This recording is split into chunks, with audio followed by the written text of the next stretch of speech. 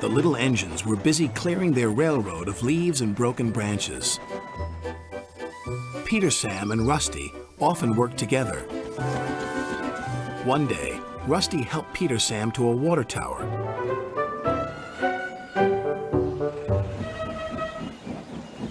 Peter Sam felt much better after his long drink, but the freight cars were bored. Let's break away.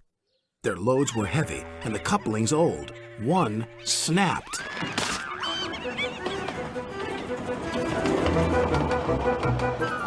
Faster, faster, shouted the freight cars. A sign read slow steep bends and ravine ahead, but the silly cars never saw it. Then, it was too late.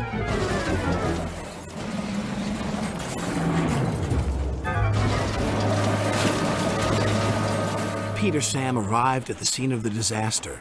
His driver sighed.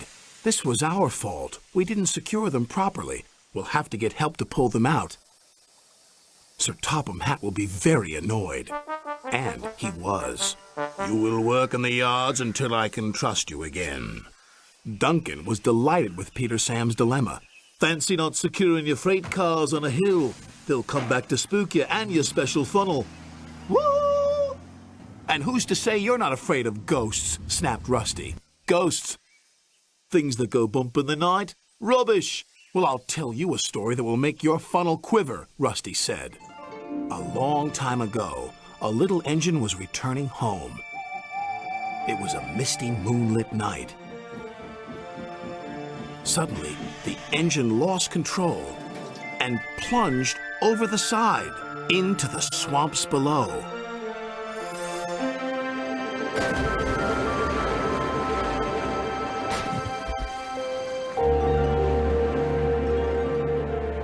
He was never found again. But many a workman will tell you that when the moon is full, they have seen the little engine trying to get home. But he never reaches the other side. So what do you think of that, Duncan? Rubbish, replied Duncan. Never mind him, Peter Sam. He'd be frightened if he really saw a ghost. This gave Peter Sam's driver an idea. Let's play a trick on Duncan. The next day, he spoke to Duncan's driver and fireman, who agreed. We'll do it tonight. Duncan had to take coal cars to the slate mines and then bring cars back. Duncan's driver decided as part of the plan to cross the old iron bridge. Haunted bridge. Rubbish, snorted Duncan. It's as tame as a pet rabbit's. But all the same, he kept thinking about Rusty's story. When dusk fell, he was keen to leave. If we don't go now, Skarloey will take my favorite place in the sheds. We have to collect our cars first, his driver replied. He could see their plan was working because Duncan was nervous.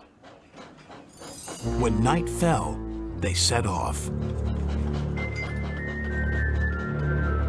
The mists were rising around the old iron bridge. Duncan whistled, and the sound echoed everywhere.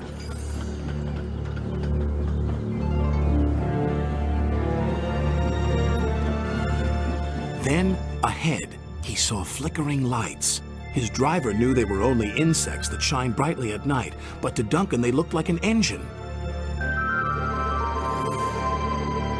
Next, his driver secretly threw a rock from the cab into the ravine below. It's the ghost! Take me back! Take me back, please! When Duncan reached the safety of his shed, he closed his eyes tightly. Spooked, are you, Duncan? Laughed his driver. No, I'm asleep. And Duncan refused to open his eyes. He did, though, when he thought his driver wasn't looking, just to make sure that he was still there.